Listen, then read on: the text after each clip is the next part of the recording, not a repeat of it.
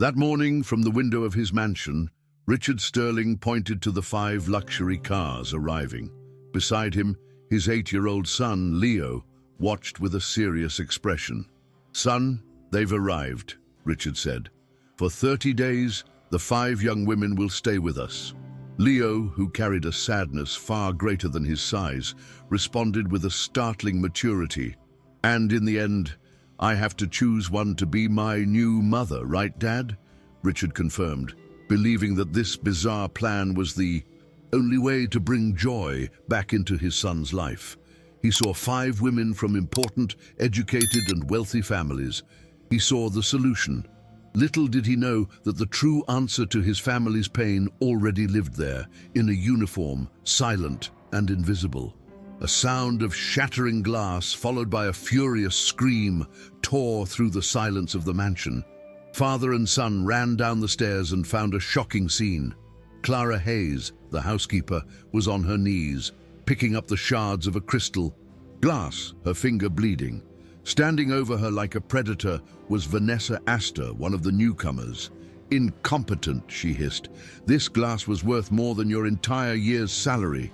People like you shouldn't be allowed to touch valuable objects." Clara, shrinking, just whispered apologies, the humiliation weighing on her like a shroud. The cruelty of the scene was a dark prologue to the days to come. The other 4 candidates entered the room, their expensive dresses and glittering jewelry framing the scene of contempt. They observed Clara on the floor with the same cold indifference as Vanessa. It was then that Leo, defying the oppressive atmosphere, let go of his father's hand and ran to the housekeeper. "Clara, are you hurt?" he asked, the genuine concern in his childish voice contrasting brutally with the cruelty of the other women. Upon hearing the "my love" with which Clara calmed him, the gazes of the 5 candidates hardened even more. In that instant, the battle. Lines were drawn. On one side, 5 women armed with status and wealth. On the other, a humble housekeeper armed only with the pure love of a child. 5 wealthy women, a bizarre competition, and a housekeeper at the center of it all. Can a child's love challenge prejudice? If you believe in the strength of true bonds, subscribe to the channel and like this video so you don't miss a single chapter of this emotional story. Richard Sterling's plan, though bizarre, was born of pure desperation.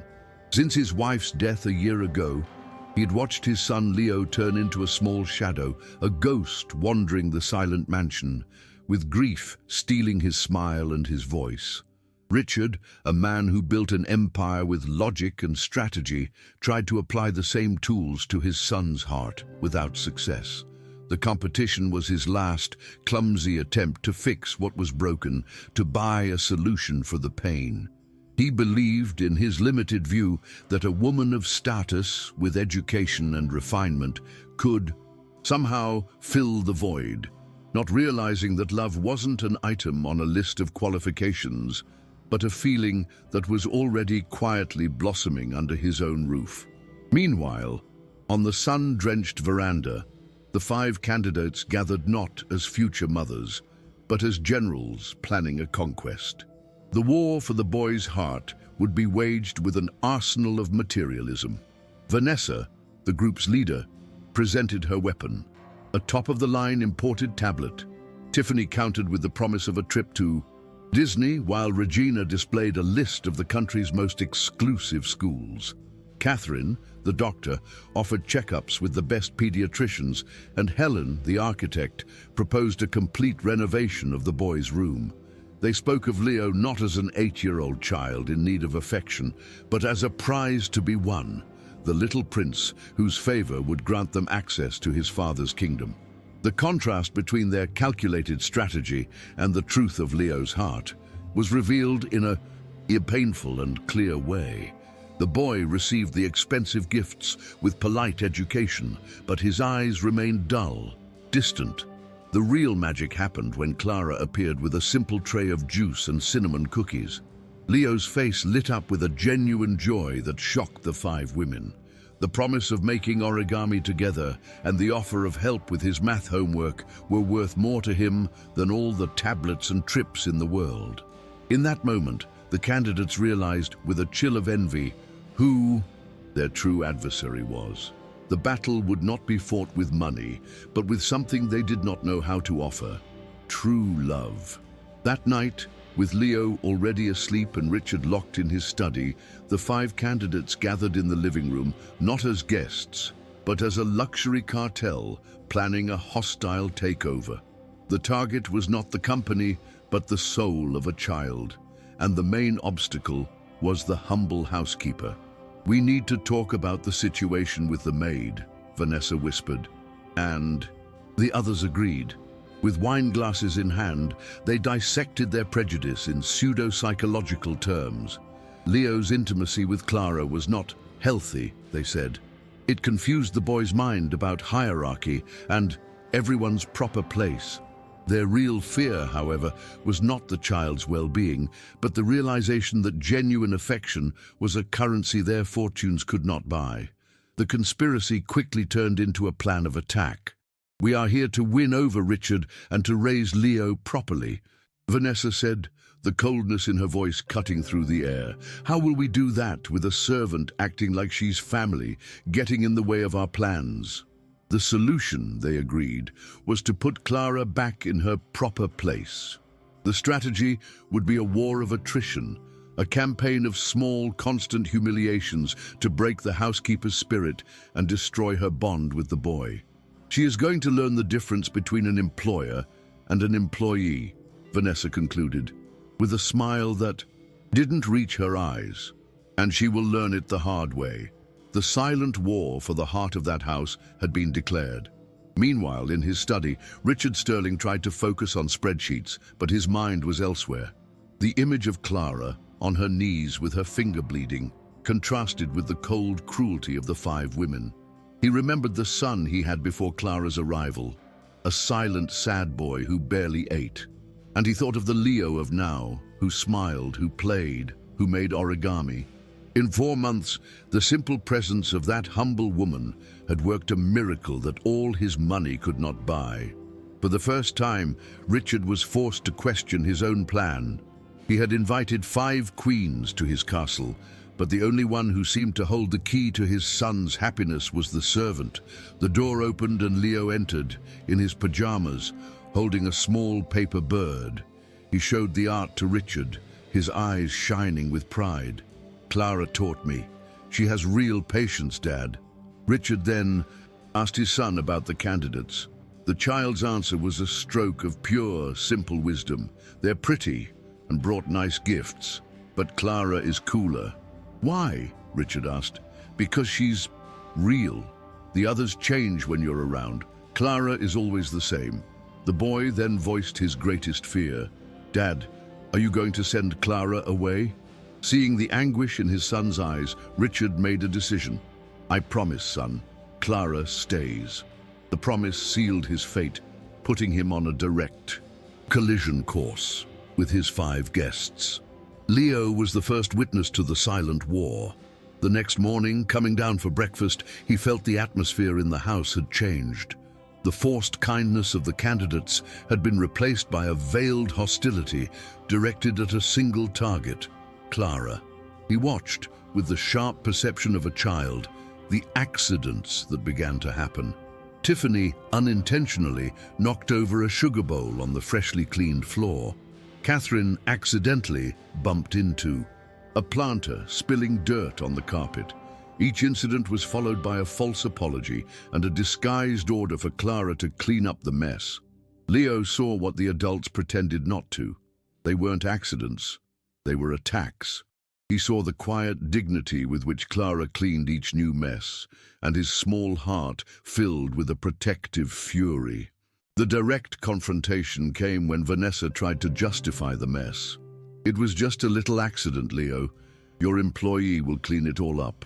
The word employee was used to mark territory, to belittle Clara, but Leo didn't accept the lie. He pointed at Catherine, his voice firm and clear. "It wasn't an accident. I saw you knock it over on purpose." An awkward silence filled the room. The five women, caught off guard by the brutal honesty of a child, exchanged panicked glances. They tried to manipulate him with forced smiles and condescension. "Oh, sweetie, you must have seen it wrong." But Leo, whose loyalty was pure and incorruptible, was not fooled. He became the voice of truth in a house full of falsehoods. Unable to deny the accusation, they changed tactics, trying to poison the boy's mind with their worldview. "Leo, darling, there are things you need to learn," began Regina, the lawyer. "Every person has their place. The housekeeper takes care of the cleaning, and educated people like us take care of you."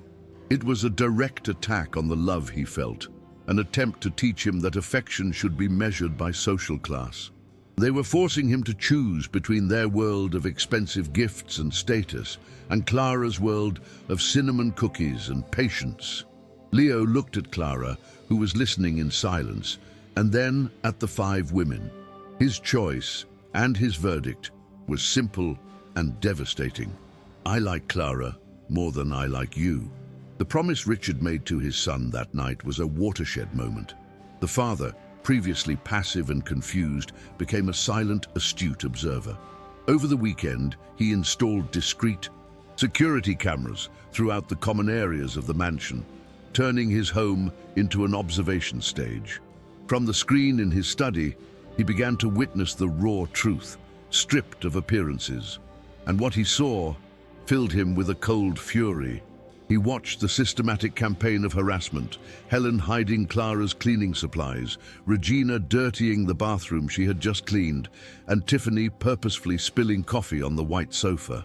It was a psychological, cowardly, and orchestrated war against an innocent woman, and he had irrefutable proof of every act. The microclimax of his private investigation came on a Monday afternoon. Richard watched, horrified, as Vanessa deliberately spilled red paint on the immaculate marble floor and then screamed for Clara, blaming her for the mess. He saw how they cornered her, twisting her words, accusing her of insubordination when she tried to defend herself. It was a trap, a calculated attempt to provoke a reaction that would justify her. Dismissal. The malice was not impulsive. It was strategic, methodical, and deeply cruel. He clenched his fists, his blood boiling, as he realized that these women were not just arrogant, but perverse in their essence, capable of fabricating lies to destroy someone's life. The scene reached its peak of cruelty when Leo, once again, appeared to defend Clara. Richard watched, his heart aching, as the five women turned their manipulation against his own son. Vanessa's falsely sweet voice as she forced the boy to choose a side was the last straw. "If you keep defending the maid against us, you'll have to pick a side," she said. Leo's brave response, "I've already picked. I'm on Clara's side," was met with a coldness that chilled Richard's soul. "Then you've chosen the wrong side," Tiffany replied, and with their words, they made his son cry. Attacking an employee was one thing. Inflicting emotional pain on his 8-year-old son was unforgivable. Richard stood up, ready to go downstairs and end the farce, to throw those 5 vipers out of his house. His anger was a volcano about to erupt, but at the top of the stairs, he stopped. A glacial clarity replaced the heat of his fury. A simple firing was not enough. It would not do justice to Clara's pain and his son's suffering. They would deny everything, paint him as a madman, and continue their lives unpunished. In that instant, the seed of the turn was planted. He would not be reactive. He would be strategic. He would continue to gather evidence. He would let them think they were winning, that he was weak.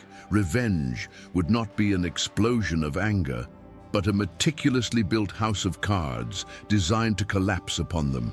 Their cruelty knows no bounds, but his revenge will be meticulously planned.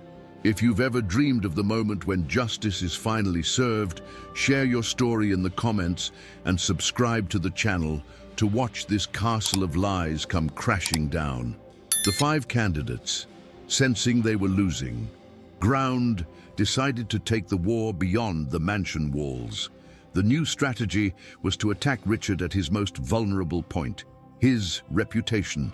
Using their vast networks, they began a smear campaign, spreading rumors that the businessman was unstable, obsessed with the maid. The poison soon took effect. Richard received a call from his sister, worried, then from a business partner, warning that investors were nervous about the gossip. The revelation was shocking to him. They weren't just trying to get rid of an employee. They were willing to sabotage his empire and his social life to get what they wanted, proving their malice was as limitless as their ambition. The cruelest blow, however, was aimed at the heart of the family. One afternoon in the garden, they cornered little Leo. With false compassion, Vanessa told him that Clara would be fired soon because maids who don't know their place can't stay. It was an act of emotional terrorism, calculated to inflict maximum pain on an 8-year-old child, using his love as a weapon. Richard later found his son sobbing in Clara's arms, terrified at the idea of losing her. At that moment, Richard's fury transformed into a glacial resolve. The revenge he was planning was no longer just about justice for Clara. It was about protecting his son from their sophisticated and cruel poison. The final move of the 5 women was the most desperate and criminal. They hired a fake private investigator to create a forged dossier on Clara.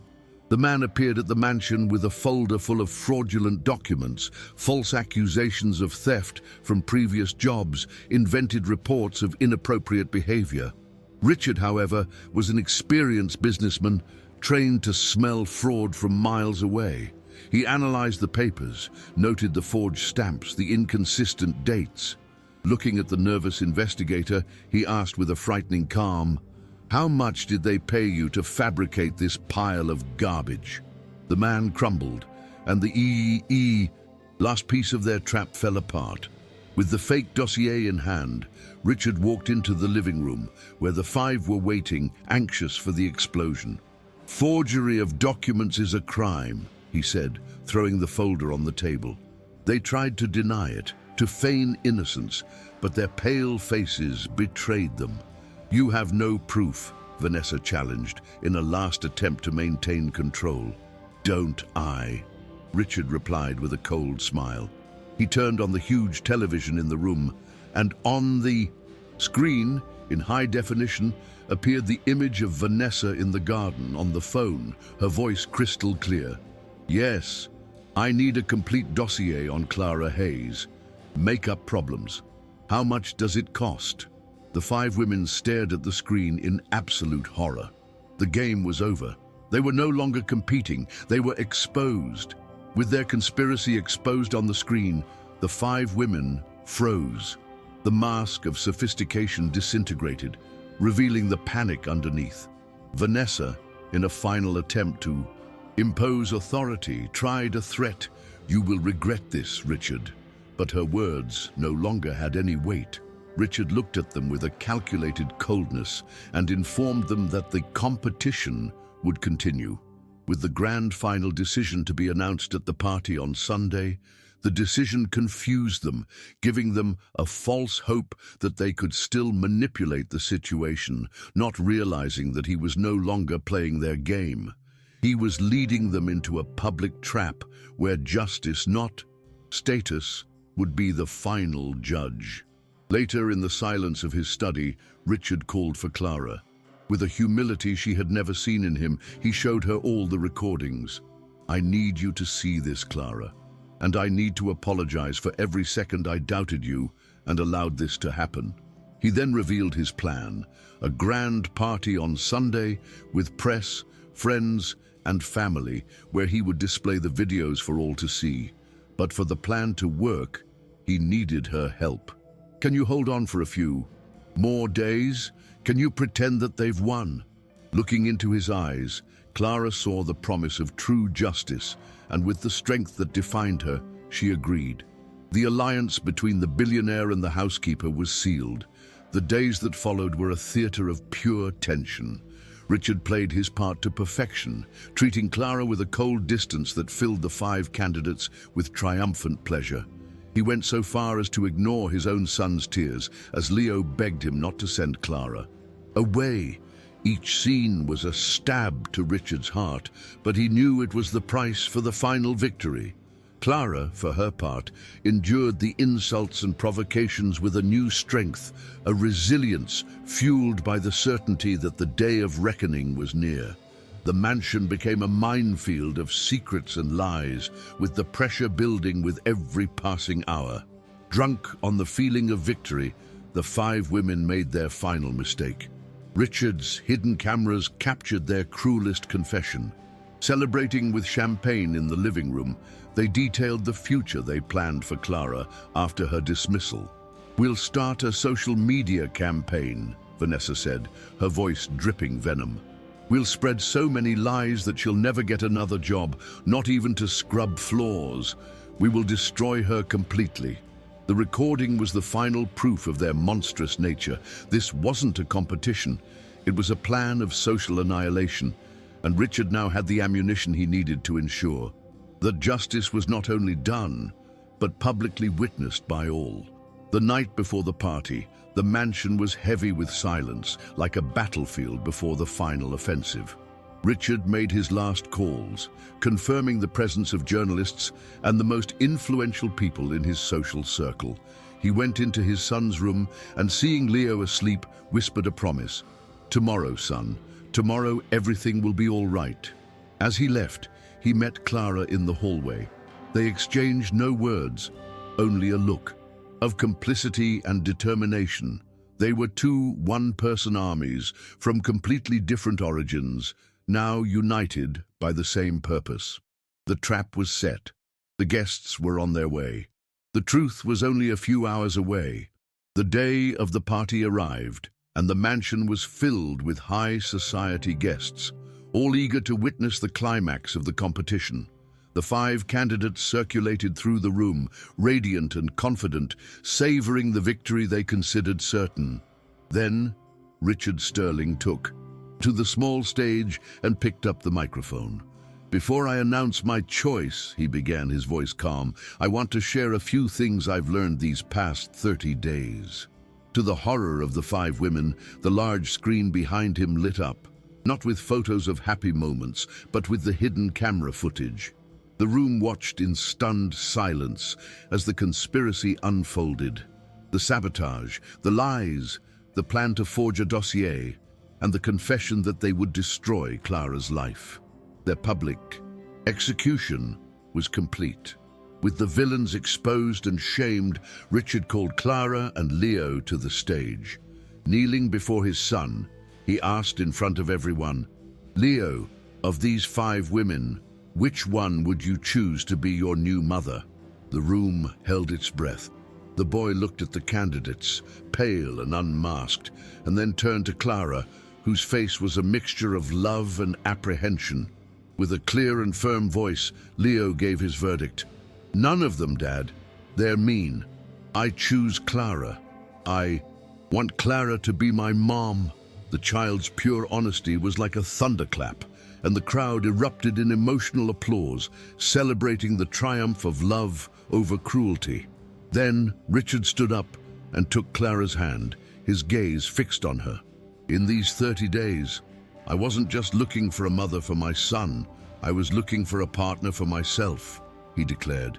"And I found her. Clara, you are the most honest, caring, and true woman I have ever met. You saved my son from sadness, and you saved me from my own blindness." In front of hundreds of witnesses, he knelt, opening a small velvet box. "Clara Hayes, will you marry me and officially become Leo's mother?" Through tears of pure happiness, she whispered, "I will." The celebration that followed was that of a real-life fairy tale ending.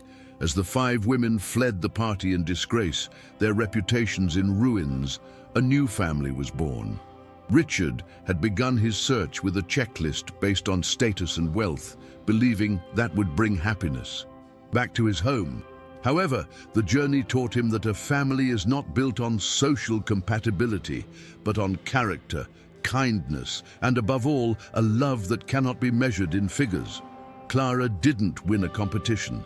She won a home simply by being herself.